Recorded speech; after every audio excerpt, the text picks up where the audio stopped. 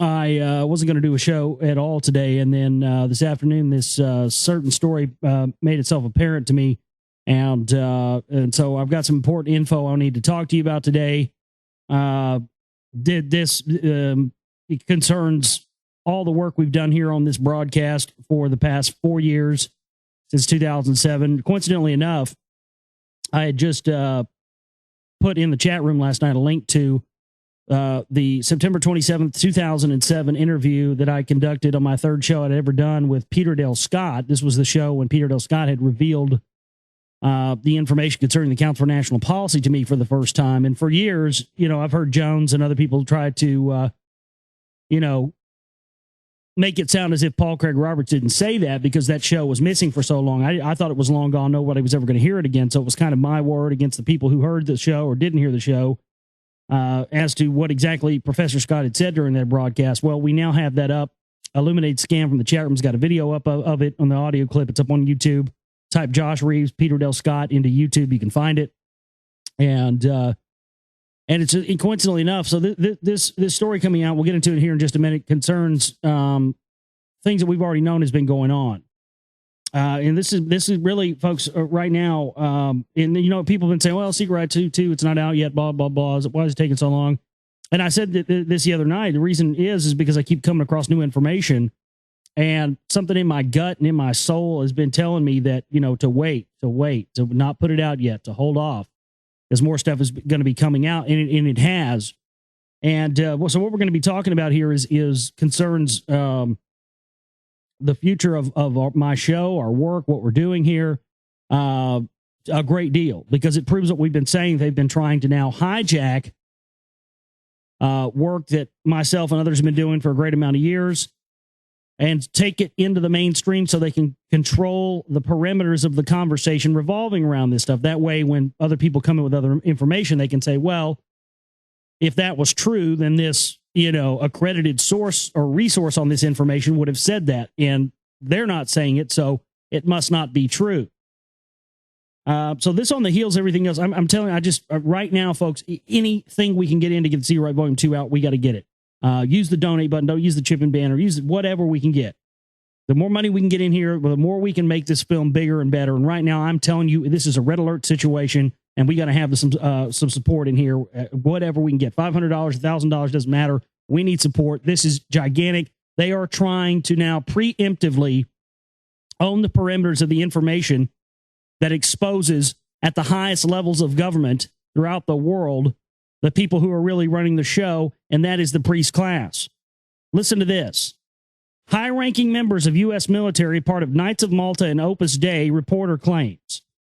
Veteran investigator reporter Seymour Hersh has broken some massive stories in his day, but uncovering secret societies within the highest echelons of America's military would probably be the biggest of his career.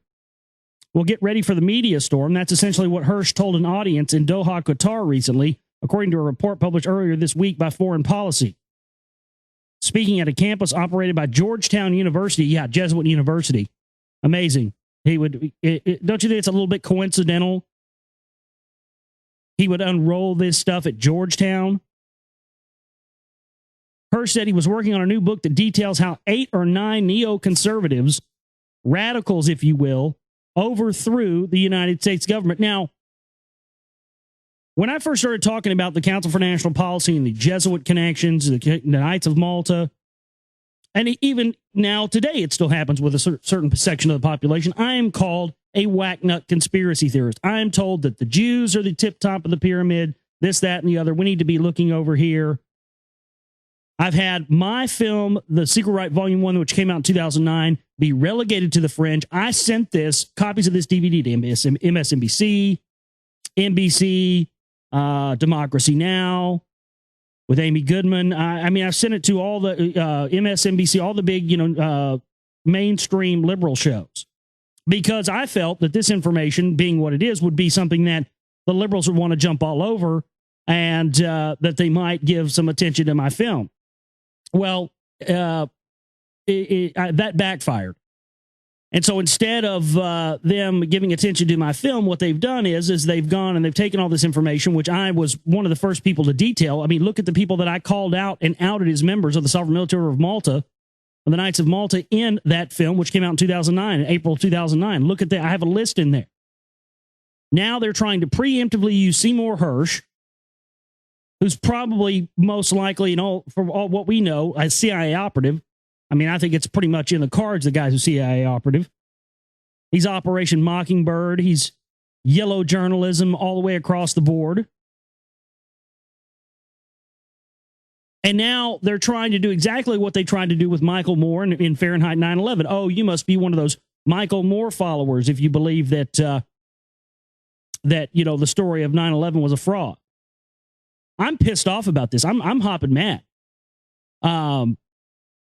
This makes me want to quit. It makes me want to just say fuck it. What does it matter? Because when I was talking about the Anunnaki and the connection to the bloodlines, I started talking about that in 2007, late 2007, early 2008. And when I was talking about the Anunnaki and the bloodlines and Sumerian culture and the ancient artifacts stolen from the Iraq National Museum in 2003, nobody had really gotten to that yet. It started coming out, and you heard other people like Everard and others started talking about it later. But I was almost laughed off radio. I mean, all the Patriot radio hosts and hosts that I was on other networks with would just make fun of me incessantly. Because I insinuated, not even insinuated, came right out and said that there was a direct connection between these artifacts stolen from the Iraq National Museum, ancient societies, secret societies, extraterrestrial seeding of the bloodline, and how it all ties in with this grand overarching scheme of bringing in a new world order. And I was laughed at incessantly. And now what is it? Now everybody just takes it like, oh, yeah, that's common knowledge. Yeah, everybody knows that. And it's, of course, they talk about it on Ancient Aliens. And so much of the things that I had talked about, even back in 2008, people were still laughing at me about when the days when we first started Oracle over there. I'd start talking about some of this stuff. In fact, and now we have this confirmed that Alex Jones paid a sum of $20,000 to have my show and others taken off KTAE, the big AM FCC licensed flamethrower down there in Central Texas, where Alex Jones' show was on, and then they put my show on and then took it off. But that was during that period we were talking about a lot of that stuff, and people were hopping mad about it. Same thing here. I mean, I've been talking about the right-wing connection to the sovereign military of Malta, and they've just tried to ignore me, relegate me to the fringe, and now they're trying to take all the hours of pain, sweat, and just thankless hours doing all this for free, scraping by on what you, the listeners, provide to us, and just going to act like that never happened and act like I never put that work into it. And I know some of you out there say, oh, yeah, it's a good thing. It's a good thing. People look into your work more. No, they're going to try to act like they were the first ones to put this out there. And anytime you bring up other information, they're going to say, well, that's just a conspiracy theory, because if there was any fact in it, then how come Seymour Hersh didn't put it in his book? This makes total sense, ladies and gentlemen, as to why over the past several weeks, Alex Jones has been addressing the Council for National Policy so much on his broadcast. I guarantee you Alex Jones knew this thing with Hersh was coming down the pike. I bet he got intel from somebody. He's got family in the FBI. I bet he got intel, or somebody on the inside, one of his connections to the CMP probably told him, hey, there's some stuff coming down the pike that Hersh is coming out with about the Knights of Malta and the connections to the right wing and the rest of this. You better start, addressing some of this stuff and making it look like you're interested in it real quick, because this is coming out. I guarantee you, ladies and gentlemen, that's why this operation has been happening. And it's interesting that this comes out right as we had on the heels of us coming out with some of this groundbreaking new info this week on the IAAEE. If you didn't hear that show, the last show we did before this one, definitely hit that show up. All the shows this week I felt have been big shows with important information. Today is no different than that. They are trying to take my entire platform and hijack it and make it mainstream so they can control the perimeters of it, ladies and gentlemen, so that the rest of the people out there will think that I have copied these people because, I didn't go spend hundreds of thousands of dollars and go get a journalism major and go to a Georgetown school like that. No, I'm a person who is a journalist, but I'm a fucking journalist, and not because I have a little piece of paper that says it. Just because you have a piece of paper that says you're a journalist doesn't mean that that's what makes you a journalist. What makes you a journalist is your personal search for the truth and bringing that to the public. Unfiltered, unadulterated, without an agenda, without an angle, without a political slant. That's what journalism is supposed to be about. Now, I know that idea of journalism is dead and gone, but it's only dead and gone if those of us out here who are trying to be real journalists, let it die. And I refuse to let that die. We're the last link between this becoming a total wash and us going into a total tyranny or not. Those of us down here who are in the trenches doing this, we're the last link left. If we go away, it's over. You understand? If these people are allowed to go and proselytize to the public their version of the events without any other voices coming and saying, hey, that's not the whole truth. Here's the rest of what's going on. Look at this. If we are allowed to go by the wayside, folks, it's over. It's over. And this is what they're trying to do. So I don't want to hear this crap about, oh, well, it'll get other people looking into your information. No, it won't. No, they're just going to say that we've been making this stuff up. And yes, here's the real truth of it. Well, what Josh Reeves has said is true up to this point. See, we can back everything he said up to here to this point with Seymour Hersh's new book and blah, blah, blah, blah, blah. But, all this other stuff that he talks about and the connections to, the priest class and them setting up all of this and controlling international Zionism and putting the Jews in as middlemen and the connections with the with eugenics to the John Birch Society and the Patriot. Well, that all that stuff, see, that's not true. But this stuff over here, part of it is true. You see this? This is what they're doing. This is a red alert situation. I got to make you understand this is fucking red alert. And you don't get up here and say this if it's not. But I'm not going to sit back and watch all my hard work and research and years of this go down the tubes because these fucking ass clowns want to sit here and try to give you another half of the whole story. This is a complete affront to the intelligence of every single American and every single human being on this planet. This is a complete insult. Let me continue here. Hersh also lamented President Obama's continuance of the Bush administration's worst abuses. Just when we needed an angry black man, we got one, he said. Well, that's kind of a racist thing to say, isn't it? The Foreign Policy Report added that in 2003, those in the Cheney shop were not concerned about the havoc of the invasion of Iraq was destined to cause. The attitude was, what's this? What are they all worried about? The politicians and the press? They're all worried about some looting. Hersh was quoted as saying, don't they get it? We're going to change mosques into cathedrals. And when we get all the oil, nobody's going to give a damn. That's the attitude. We're going to go change mosques into cathedrals. That's the attitude that pervades, I'm here to say, a large percentage of the Joint Special Operations Command. He further claimed that General Stanley McChrystal, Vice Admiral William McRaven, and others in the Joint Special Operations Command were part of the Knights of Malta, an Opus Dei, two little-known Catholic orders. They do see what they're doing, and this is an atypical attitude among some of the military. It's a crusade, literally. They see themselves as the protectors of the Christians. They're protecting them from Muslims, as in the 13th century, and this is their function. He added that members of these societies have developed a secret set of insignias that represent the whole notion that this is a culture war between religions. It was President George W. Bush who first invoked images of a holy war in the Middle East when he suggested after September 11, 2001, that the U.S. was on a crusade in the region. The Knights of Malta were a Catholic order founded in 1085 as a group of monks who cared for the wounded. No, that was the Knights Hospitaller of St. John of Jerusalem, which they involved in. Tell the whole story. You can't even tell the whole goddamn story. You don't even know all the facts. It was the Knights Hospitaller of St. John of Jerusalem. You left that out. That is poor journalism. You should go sit in the corner with your goddamn nose in it.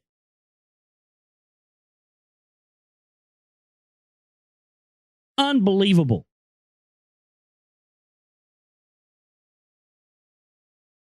Opus Dei, popularly depicted in the Hollywood films Da Vinci Code, was founded in 1928 and officially accepted as a part of the Catholic Church. Well, how about you mention that like 8 of the Supreme Court justices are all Opus Dei members? How about you mention that? I don't see them mentioning that in this article. Why don't you mention that, Mr. Hersh? Oh, I'm sorry. You'll probably just be listening to everything I put out on my show now and putting it in your book. Yeah, put that in your book. Hersh, why don't you go find out? You really want to break some shit? Why don't you go and find out the history of the Jesuit order? Why don't you find out just how long this has been going on and expose that? But you won't.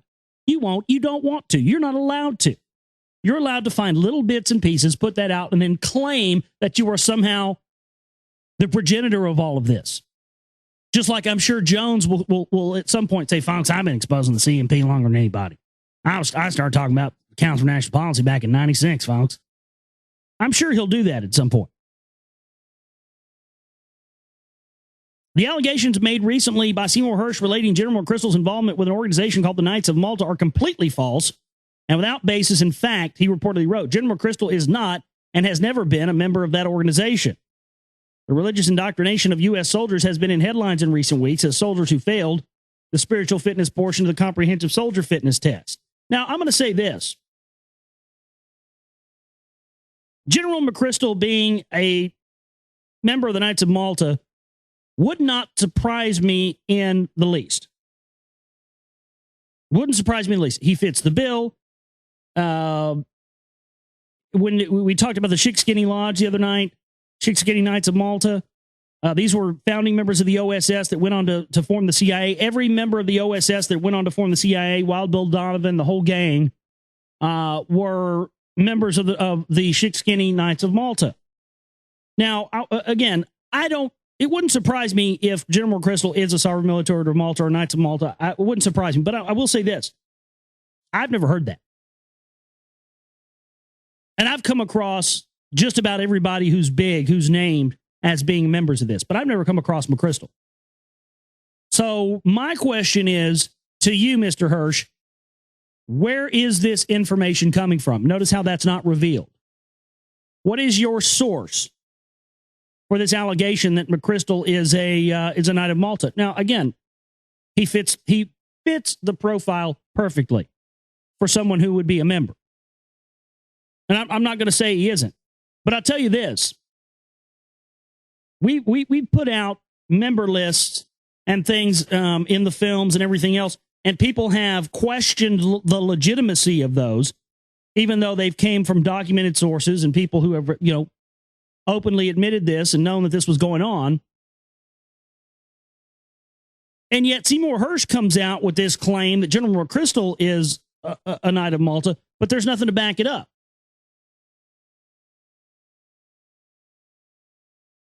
I don't know if anybody else but me sees this as a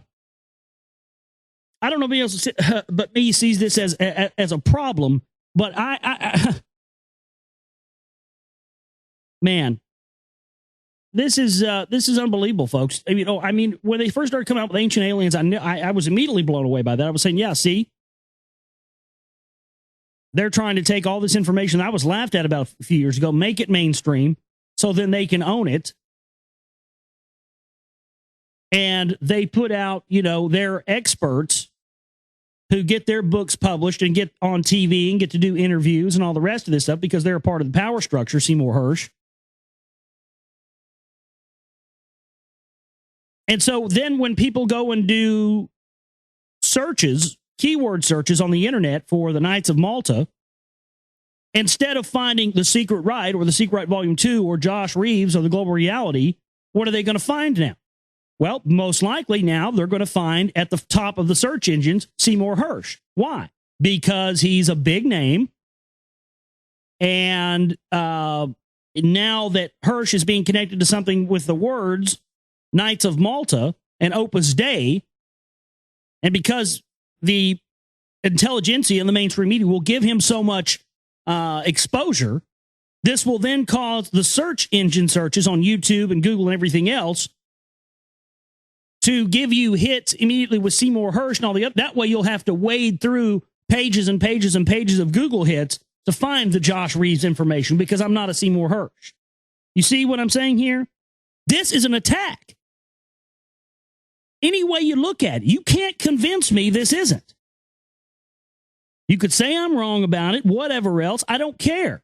This is an attack because they're going to make all of the relevant searches go towards him, and it'll come up with Seymour Hersh, and then that will become the accepted belief of this type of information, the same way it is now when you go start searching 9/11 or conspiracies or anything else. What do you get in the search engines? You get Alex Jones.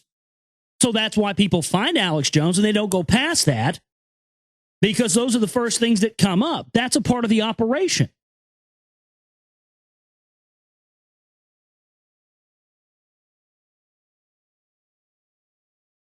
I'm blown away by this, man. I did not think that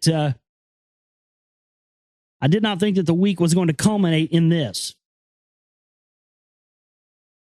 But you know what? I'm damn glad that I didn't. I'm damn glad I didn't get this film done already.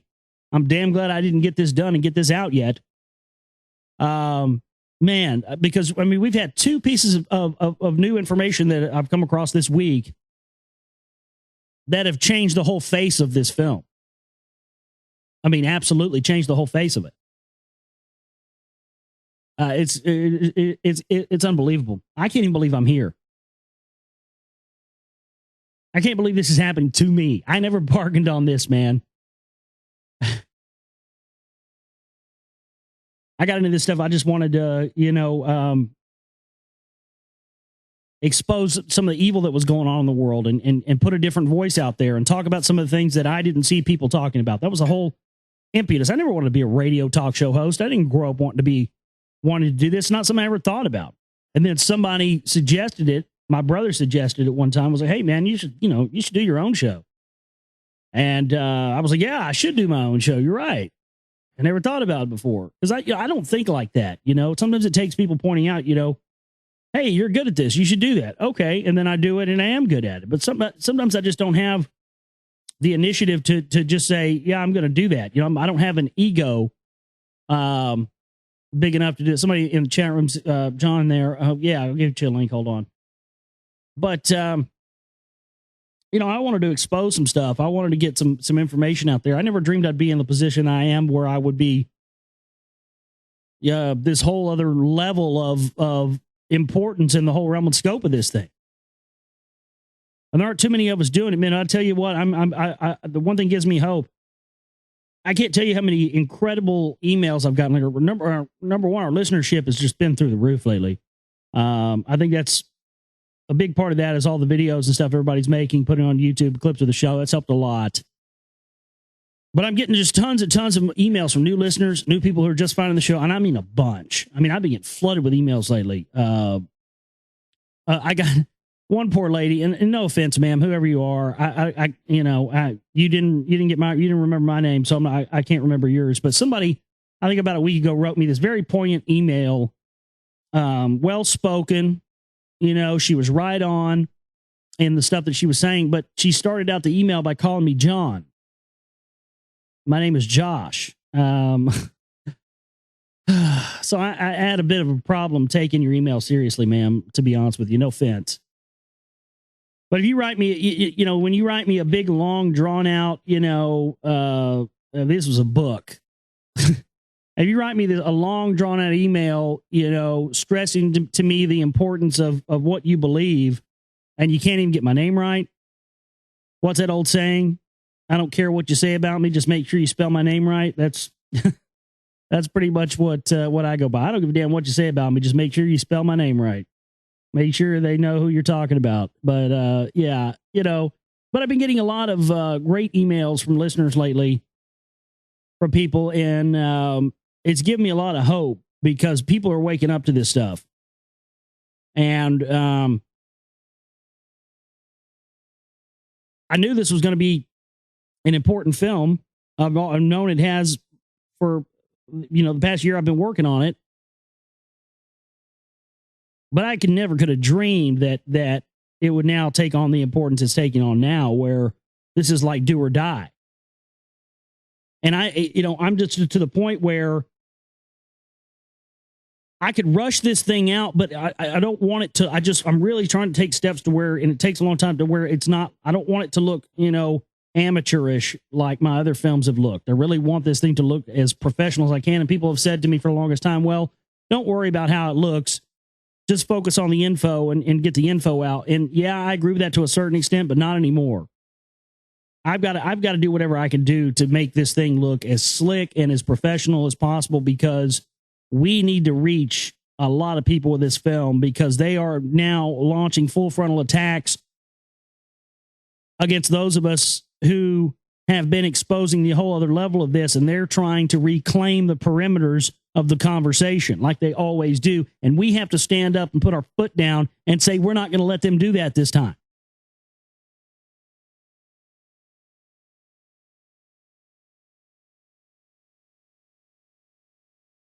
I saw this coming, and one of the opening clips, one of the opening clips in the Cigarette Volume 2 is this clip from Keith Olbermann, where because in the first Cigarette Volume 1, we talked about how we scoured the news archives, and we did, and we have again. You can't find anything, any news articles or any news clips mentioning the CMP ever, going back 30 years. And then right after that, about 7 or 8 months after the Cigarette Volume 1 comes out, here's Keith Olbermann on MSNBC talking about the CMP, the Council for National Policy, the Knights of Malta, all of this stuff. And then Hirsch comes out with this new book on this. And this is after Scahill had come out with his Blackwater stuff and all the rest of this. And I tried to get Scahill on my show, and he said, no, I don't do conspiracy theorist shows. Yeah, I'm a conspiracy theorist, but he's not. Even though he won't reveal where his sources of this information are coming at either. It's unbelievable. Completely unbelievable. Anyway, I wanted to pop on today and talk about this. I'm probably going to be doing a Saturday show tomorrow as well, and it'll be a longer show. This is just a quick pop-in show tonight to talk about this this story here concerning Seymour Hersh, and now there's coming out with this. I mean, this is an attack. They're trying to make the ability for us to have a platform go away by owning this. They're trying to affect the large, wide-scale mainstream effect this information could have by preemptively making it mainstream through one of their controlled entities, in this case, i.e. Seymour Hersh. You see, understand that's the operation. They mainstream the information so that the underground information is seen as fringe and not credible, because they set the foundation for what you're supposed to believe about this subject, and anything that doesn't fit into that category of that box that Seymour Hersh puts out is going to be considered disinformation, bad information, conspiracy theory, whatever else. They are setting up the box so they can control what the conversation is.